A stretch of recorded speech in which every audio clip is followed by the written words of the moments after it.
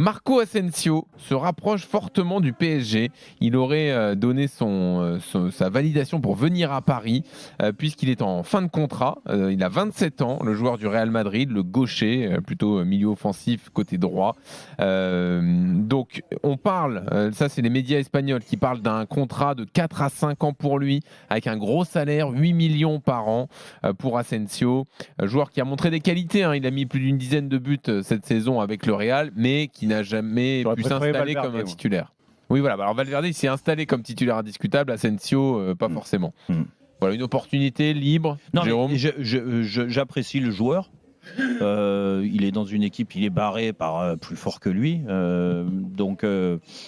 Donc ça veut dire que Silva. J'imagine. Non, mais c'est peut-être un joueur de complément là. c'est un joueur de complément à 8 millions par. C'est le problème du PSG. Non, mais est-ce qu'il n'y a pas un nouveau Draxler avec un joueur qui aura un On en revient à ce que je voulais te dire. Un de plus. C'est que je suis désolé, mais vous êtes les pigeons. Les pigeons, c'est un joueur libre, bien sûr que tu dois faire les efforts, mais le joueur, il doit venir pas que sur l'aspect financier, parce que si Marco Asensio vient au PSG, je vais te dire, c'est que déjà, je pense qu'il y a des grands clubs, il n'y en a pas beaucoup qui tapent à la porte, et encore moins à ce tarif-là. Donc il ne vient pas pour les bonnes raisons, donc on en revient à la même chose, le mode de recrutement, il n'est pas bon. Il n'est pas bon, tu dois le faire différemment, lui vendre un projet différent. Et Asensio,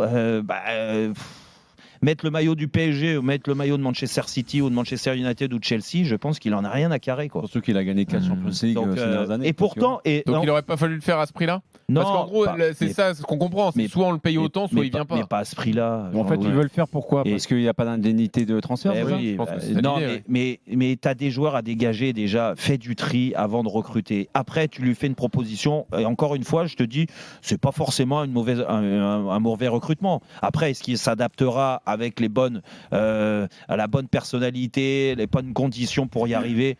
Ça laisse à désirer. Ouais. Et je pense qu'on n'a pas la réponse aujourd'hui. Mais à ce tarif-là, franchement, il va faire des photos à la Tour Eiffel, comme ils ont tous fait la plupart. Il va jouer 2-3 matchs, il va se blesser, il va faire... Voilà. Alors j'espère qu'il fera mieux que Draxler, comme tu as comparé, mais c'est le même genre de recrutement. Voilà. Et moi, c'est ça que... Et surtout contrat longue durée. Hein. On parle de 4 à 5 ans, ça veut dire que... En plus. Ouais. Et plus la prime à signature. Non, parce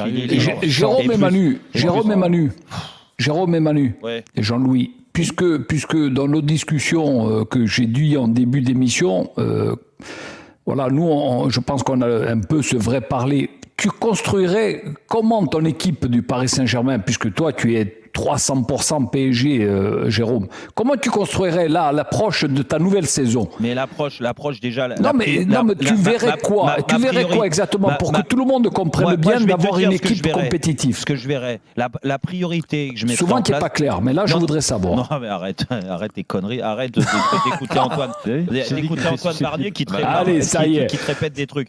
Donc qu'il arrête lui de penser que je suis pas clair. Je suis très clair. Moi je pars du principe que l'effectif que tu as aujourd'hui qui est défaillant, déjà tu dois le vider. Tu dois te séparer des contrats que tu vas récupérer là, les prêts qui reviennent, il faut s'en séparer absolument. Déjà ça c'est la priorité. Ensuite, tu dois mettre des joueurs à l'intérieur du vestiaire qui ont une forte personnalité, un fort caractère, envie de travailler, envie de représenter le PSG. Ça doit être la priorité. Ta marque de fabrique. Après, une fois que tu as mis ça en place et que tu as la plupart, un gros groupe de joueurs dans ce sens-là, avec des jeunes, parce qu'il y a des jeunes de qualité que tu peux faire monter dans le groupe, et bien là, tu recrutes des joueurs par ligne en disant lui, ça doit être un cadre, lui, ça doit être un cadre, et lui, ça doit être un cadre. Et le problème, c'est qu'ils font tout à l'envers. Ils vont te prendre un mec comme Asensio qui est libre, comme Wijnaldum est arrivé libre, comme l'autre de Manchester United là, qui est arrivé, Herrera qui est arrivé libre. Voilà, c'est le même, comme Draxler est arrivé. Il n'y a pas d'entraîneur. Enfin, on ne sait pas qui sera l'entraîneur. Et puis en plus, tu n'as pas d'entraîneur. Donc ça veut, dans le schéma de jeu, ça, mais exactement. Donc, je suis désolé, Pascal, ils font tout à l'envers. Voilà ce que je mettrai en place. Encore une fois, je ne suis pas directeur sportif. Mais est-ce que c'était clair, Pascal ? Pour le moment, j'ai rien compris. Allez, j'ai une autre info à vous donner. Je t'ai parlé du terrain. Comment tu la montes, ton équipe, Jérôme ? Non, il t'a déjà fait une explication. Là, après, vous appellerez. Là, tu me fais des histoires transfert. Comment tu montes ton équipe ? Quelle histoire transfert ? Mais qu'est-ce que tu me racontes ? J'ai une autre histoire transfert. Asensio. Lucas Hernandez. Tu le mets où, Asensio ? Tu le mets en haut à droite. Il va finir à côté de chez toi en Corse, là au village. Et puis mais moi, je vais le bourrer de saucisson. Qu'est-ce que tu veux ? Pascal, quelle question.